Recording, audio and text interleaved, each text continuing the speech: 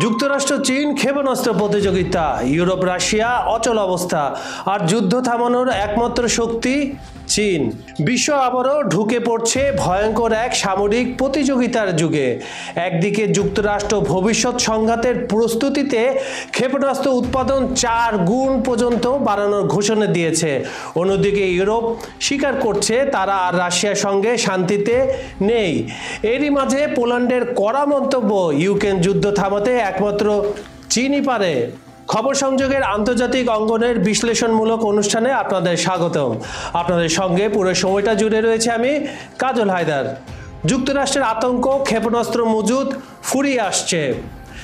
পেন্টাগনের উদ্বেগ তুঙ্গে রয়েছে। যুদ্ধ ও সহায়তার চাপে মার্কিন ক্ষেপণাস্ত্র মজুদ আশঙ্কাজনকভাবে একেবারে কমে এসেছে। ইঞ্জিন, জ্বালানি, ইলেকট্রনিক যন্ত্রাংশ সবকিছুতে ঘাটতি দেখা দিয়েছে। নির্মাতারা নিশ্চিত সরকারি প্রতিশ্রুতি ছাড়া নতুন লাইনে বিনিয়োগে সাহস পাচ্ছে না তারা। এর ফল 12টি কৌশলগত ক্ষেপণাস্ত্র প্রোগ্রামকে সামনে রেখে উৎপাদন দ্বিগুণ থেকে 4 গুণ বাড়ানোর চেষ্টা চালিয়ে যাচ্ছে তারা।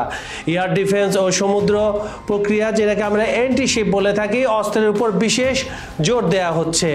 কিন্তু প্রশ্ন একটাই, এত দ্রুত নতুন কারখানা, দক্ষ জনবল, কাঁচামাল কোথা থেকে আসবে? বাস্তবতা কি মার্কিন সামরিক উচ্চাশার সঙ্গে তাল মেলাতে পারবে? চীনের উত্থান, যুক্তরাষ্ট্রের ঘুম হারাম। বেজিংয়ের চোখের সামনে শূন্যে ভাসছে না, দ্রুত গতিতে বাড়াচ্ছে নিজেদের ক্ষেপণাস্ত্র শক্তি। বিশেষভাবে এমন অস্ত্র বানাচ্ছে যা মার্কিন বাহিনী ও জাহাজকে টার্গেট করতে পারে। পাশাপাশি পারমাণবিক অস্ত্র শক্তির বিস্তারও চলছে অস্বাভাবিক হারে। বিশ্লেষকরা বলছেন এটি নতুন এক হাইপার আর্মস রেস, যেখানে যুক্তরাষ্ট্র ও চীন একে অপরকে উত্তেজনার দোলাচলে ঠেলে দিচ্ছে। তাই বিপদে আছে যুক্তরাষ্ট্র। ইউরোপের চরম সতর্কতা, আমরা আর শান্তিতে নেই।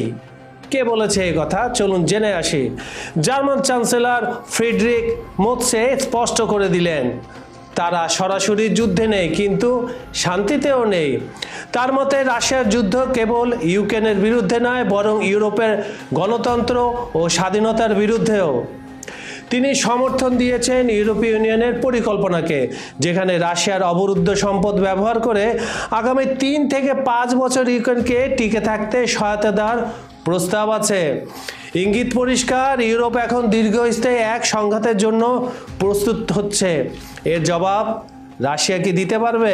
পোল্যান্ডের বিস্ফোরক মন্তব্য, চীন ছাড়া সমাধান অসম্ভব। কেন পোল্যান্ড একথা বলল? চলুন দেখে আসি। ওয়ারাস ফোরামে পোলিশ পররাষ্ট্রমন্ত্রী রাদোস্লাভ সিকোরস্কি ঘোষণা দেন যুদ্ধবিরতি আনতে সক্ষম একমাত্র দেশ হলো চীন।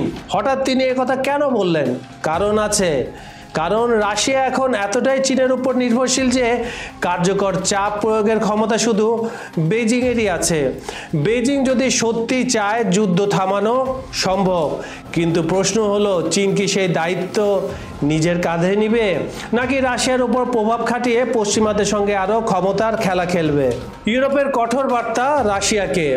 ফ্রান্স, জার্মানি, পোল্যান্ড একসঙ্গে রাশিয়াকে হুঁশিয়ারি দিয়েছে, ন্যাটোর বিরুদ্ধে শত্রুতাপূর্ণ কার্যক্রম বন্ধ করতে হবে। আকাশসীমা লঙ্ঘন ইউরোপকে বিপজ্জনক সংঘাতে ঠেলে দিতে পারে।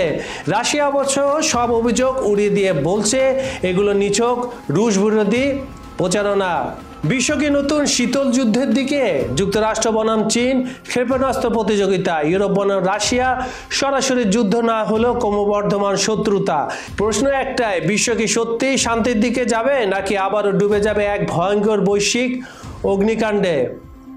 চোখ রাখুন খবর সংযোগের উপরে। সুপ্রিয় দর্শক, আমাদের ভিডিওটি যদি আপনাদের পছন্দ হয়, লাইক, কমেন্ট ও শেয়ার করবেন। আমাদের চ্যানেলটি সাবস্ক্রাইব করে রাখুন। আজ এখানে বিদায় নিচ্ছি। ধন্যবাদ সবাইকে।